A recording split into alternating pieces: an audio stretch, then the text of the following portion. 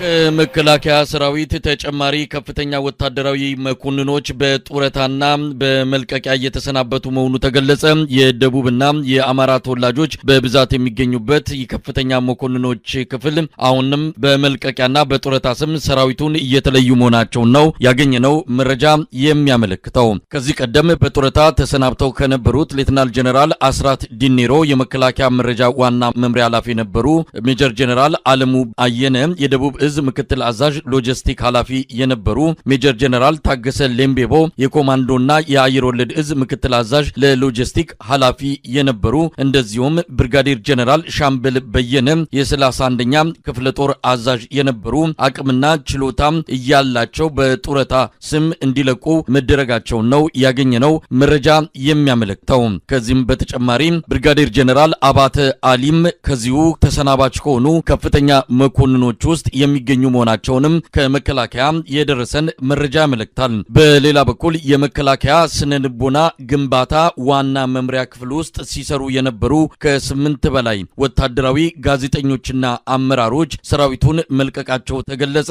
በከፍተኛ ጫና ውስጥ የሰነበቱት እነዚህ ጋዜጠኞችና አመራሮች ወደ ፋኖና የኦሮሞ ነጻነት ሰራዊት የተቀላቀሉ ሲሆን አብዛኞቹ ሀገር ጥለው መውጣታቸው ነው ለአንከር ሚዲያ በደረሰ መረጃ ላይ ተገለጸው።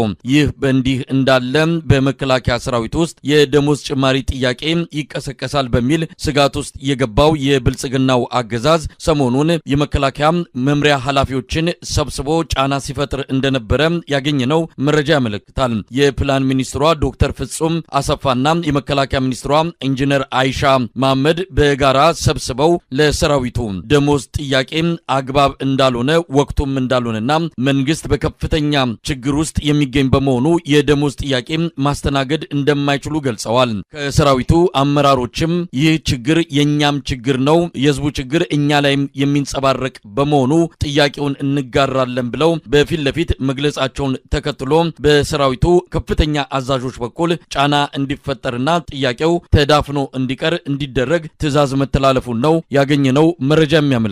በዚህ ጉዳይ ላይ የዘውትር ተሳታፊያችንን መረጃና አስተያየት እንቀበላለን። እንግዲህ ባለፈው 6 የአማራ ከፍተኛ ወታደራዊ መኮንኖች በመልቀቂያ ስም ከሰራዊቱን እንዲሰናበቱ ተደርጓል። አሁንም ቀጥሏል። የደቡብ ተወላጆችም ጭምር ሰራዊቱን እንዲለቁ እየተደረገ ነው። ምን እየሆነ ነው? መከላከያ ሰራዊቱን አብይ ምን እያደረገው ነው ያለው? ህዝብ በሙሉ ደግፎኛል ብሎ ጠቅላይ ሚኒስትሩ አንዴ ዶክተሮችን እየሰበሰበ የሕክምና ትምህርት ሲያስተምር፣ መምህራኖችን ሰብስቦ ስለ ትምህርት አሰጣጥ አጠቃላይ ስለ ኢትዮጵያ የትምህርት እድገት ላይ ትምህርት ሲሰጥ፣ የኪነ ጥበብ ባለሙያዎችን ሰብስቦ ስለ ኪነ ጥበብ አጠቃላይ ፋይዳ ሲያስተምር የነበረ መጨረሻ ላይ ውሸታም፣ በጣም አጭበርባሪና በጣም የኢትዮጵያን ህዝብ አታላይ መሆኑ እየታወቀበት ሲመጣ የሲቪል አስተዳደሩ ከሱ እጅ እየወጣ እንደመጣ፣ የኢትዮጵያ ከሱ እጅ እየወጣ እንደመጣ ስላወቀ መጨረሻ ላይ ያደረገው ምንድነው? የመጨረሻ ምሽጉ ያደረገው መከላከያ ሰራዊቱን ነው። መከላከያ ሰራዊቱን የመጨረሻ ምሽግ አድርጎ በዛ ውስጥ ያገዛዝ ዘመኑን ለማራዘም ከፍተኛ ጥረት አድርጓልኝ። የራሱን አባላቶች በተለይ የራሱ ደጋፊዎች የውስጥ የቅርብ ሰዎች ናቸው የሚላቸውን ከፍተኛ ማዕረግ እየሰጠ ያለ አቅማቸውና ያለ ትምህርታቸው ድግ አድርጎ ከላይ እያስቀመጠ፣ አንዳንድ ቦታ ላይም ደግሞ የመከላከያ አጠቃላይ የደህንነት ተቋሙን አፍርሶ የተወሰኑ የራሱን ሬዲየስ አጥብቦ የራሱን ጀነራሎች መከላከያውን አጠቃላይ እንዲመርጁ በማድረግ ከሁለት በመክፈል እርስ በርሱ በማጋጨት ከፍተኛ ጥረት ሲያደርግ ነበር። አሁን ደግሞ እንግዲህ የፈራነው ነገር መጣ ድሆ ይባላል።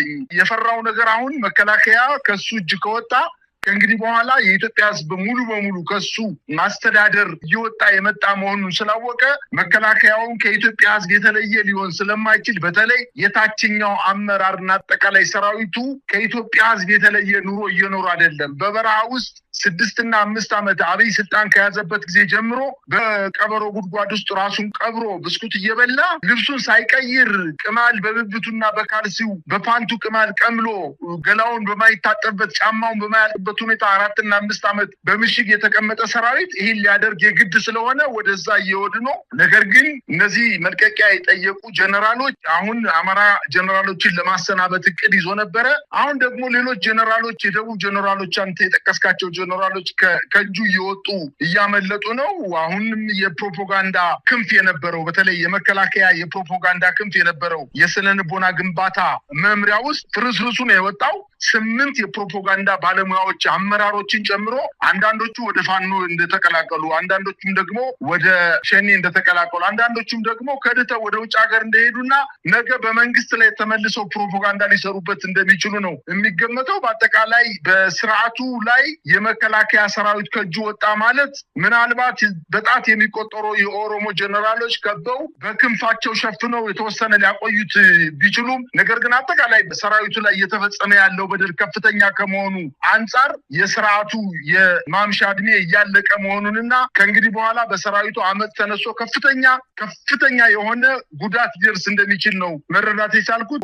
ሌላው የፕላን ሚኒስትሯ ዶክተር ፍጹምን ጨምሮ የመከላከያ ሚኒስትሯ ኢንጂነር አይሻ የመከላከያ ከፍተኛ አመራሮችን በመሰብሰብ ሰራዊቱ አድማ ሊያስነሳ ብጥብጥ ሊያስነሳ ይችላል፣ በመንግስት ላይ አመጽ ሊያስነሳ ይችላል በማለትና በመስጋት የማብረር ስራ ለመስራት ተልከው ነበረ።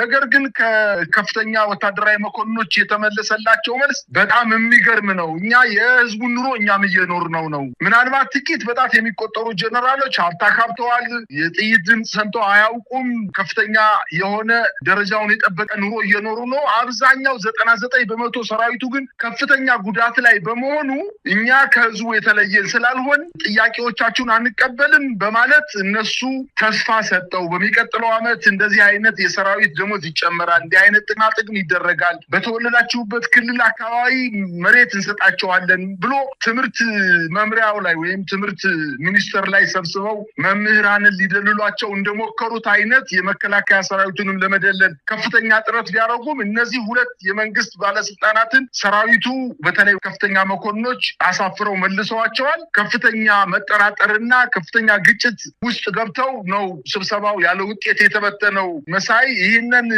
የመከላከያ አመራሮች ትዕዛዝ በመስጠት ወደ መከላከያ መምሪያዎች አውርደው በሰራዊቱም ላይ መከላከያ መምሪያዎች ደግሞ ለበታች መኮንኖችና ለቢሮ ሰራተኞች ሙሉ በሙሉ ጉዳዩን እንዲያስገነዝቡ ለማድረግ ጥረት ያደረገ ቢሆንም መንግስት ይሄ ነገር ግን ከላይ ካናቱ ላይ ሙሉ በሙሉ ተገቶ ሐሳቡን ሳይወስዱት በሐሳብ ልዩነት ተበታትነው እንደሄዱ ነው የሰማሁት መረጃ የሚያመላክተው። እንግዲህ ከመረጃ ምንጮች ለማወቅ እንደተቻለው በአሁኑ ሰዓት የደሞዝ ጭማሪ ጥያቄ በሰራዊት ውስጥ በስፋት እየተብላላ እንደሚገኝ ይህንን የተረዱት የብልጽግና አመራሮች በፍጥነት ነው ሰራዊቱን በተለይ በመምሪያ ደረጃ በቅድሚያ እንዲያወያዩ ከዛም በተዋረድ እስከ ታች ድረስ መምሪያዎች ደግሞ የየክፍሎቻቸውን ሰብስበው ተመሳሳይ የሆነ እንዲህ አይነት ጥያቄን ገና ከፍ ሳይል በእንጭጩ መቅጨት ይገባል በሚል ይሄ ተልዕኮ የትዕዛዝ ተሰጥቷቸው እያስፈጸሙ ያሉት ዶክተር ፍጹም አሰፋ የኢትዮጵያ ኢኮኖሚ አሁን ያለበትን ሁኔታ ወደፊት ተስፋውን በመግለጽ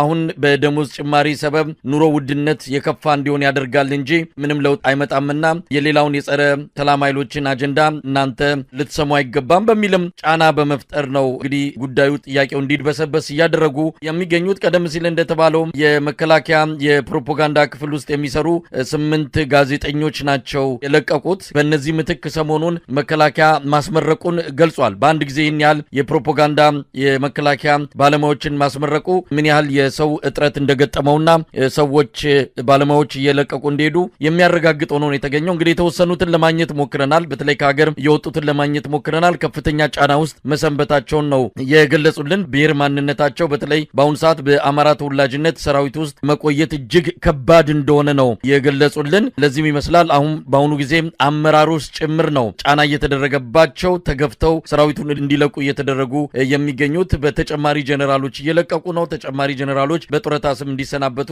እየተደረጉ ይገኛሉ። መከላከያ ሰራዊቱ በፊት ከነበረው በዋት ዘመን ከነበረው የበለጠ ቁመናው እየወረደ የመጣበትና የአንድ አካባቢ የአንድ ሰፈር ልጆች መከላከያ እየሆነ የመጣበት ሁኔታ ነገ ከነገ ወዲያ ለሀገሪቱ አጠቃላይ ብሔራዊ አደጋ ስጋት በሚመጣበት ጊዜ የሚከላከል ኃይል እንዳይኖር ነው እያደረገ የሚገኘው። እንግዲህ መረጃዎች አሁንም እየወጡ ናቸው ያሉት በመከላከያ ሰራዊት ውስጥ ጥያቄ እንዳይነሳ የበታች አመራሮች ከሀብቱ እንኳን ያላ እያገኙ በመደበኛ ደሞዛቸው አገልግሎት እየሰጡ የበታች መኮንኖች ጭምር ጥያቄ እያነሱ መሆናቸውን ነው የደረሰን መረጃ የሚያመለክተው። መሳይ እኔ እስካሁን ድረስ በጣም ሲገርመኝ የነበረው በጣም በርካታ በመቶ ሺዎች የሚቆጠሩ የመከላከያ ሰራዊት አባላት 5 እና 6 ዓመት ምናልባትም ጠቅላይ ሚኒስትሩ ስልጣን ከያዘበት ጊዜ ጀምሮ በምሽግ ራሱን ቀብሮ ከፍተኛ ጉዳት ደርሶበት እየሞተ እንኳን ለቤተሰቦቹ መርዶ ሳይነገር የቀረበት አልባሳት በ2 ዓመት አንድ ጊዜ አንድ ልብስ እየሰጠ በአጠቃላይ በረሃብና በቸነፈር በችግር ውስጥ ያለ ሰራዊት እስከዛሬ ድረስ ጥያቄ ባለማንሳቱ በጣም ይገርመኝ ነበር። አሁን ግን በደሉ እየጨመረ እየመጣ መሆኑን የተረዳው የመከላከያ ሰራዊት አባላት በተለይ የታችኛው አመራርና ከፍተኛ ጉዳት የደረሰበት ሰራዊት አባላት ጥያቄ እያነሱ እንደመጡ እኮ በርካታ ቦታዎች ላይ በሚዲያ የተመለከትነው ነገር ነው። በአማራ ክልል እየተደረገ ባለው ጦርነት የተማረኩ የመከላከያ ሰራዊት አባላት የሚናገሩት ነገር ነው። እኛ ለፕሮፓጋንዳ ብለን የተናገርነው ነገር አይደለም። እኔ ይኸው በአመቴ ነው እርጥብ እንጀራ የበላሁት፣ ልብሴን የቀየርኩ ገላይን የታጠብኩት 6 እና 7 ወር ሆኖኛልኝ፣ ቀበሮ አፈር ይበልተን አፈሩ መስለን እየኖርን ነው እያሉ እየተናገሩ ነው። እነዚህ ለምን ጥያቄ እስከዛሬ ድረስ እንዳላነሱ ይርመኛል። አሁን ግን ገብቷቸዋል። የምቧይ ካብ እየሆነ ነው ስርዓቱ። አጠቃላይ በአገዛዝ ሂደቱ የምቧይ ካብ እየሆነ ነው፣ መፍረስ ጀምሯልኝ። እንግዲህ የአሳ ግማቱ ካናቱ ነው የሚባለው። ከላይ ካናቱ እኔ መካበታለሁ በጣም የኔን ያገዛዝ ዘመኔን ሊያራዝምልኝ የሚችለው መከላከያ ሰራዊት ነው በማለት ከመከላከያ ሰራዊት ጋር ተጣብቆ የኖረው አብይ አህመድ ዛሬ መከላከያ ሰራዊቱ በቡድን ከፍሎ የተወሰኑ የራሱን ዘመዶችና የራሱን አካባቢ ሰዎችን በጣም ጥንቃቄ በተሞላበት ሁኔታ ቢያደርግም ይኸው ጥያቄው እየተነሳ እሱ ጭንቀት ላይ መግባቱን ነው እየተረዳን ያለ ነው። ይቀጥላል፣ ገና ይቀጥላል። ምናልባትም እሱ በመከላከያ ሚኒስትር ጥያቄዎች ተነሱ ይባል እንጂ አሁንም እዛው አፍንጫው ስር ላይ የሚኒስትሮች ምክር ቤት ላይም ሌሎቹም ሚኒስትሮች ጥያቄ አንስተው ሰውየውን ገለል የሚያደርጉበት ሩቅ አይደለም ብዬ ነው የምገምተው መሳይ።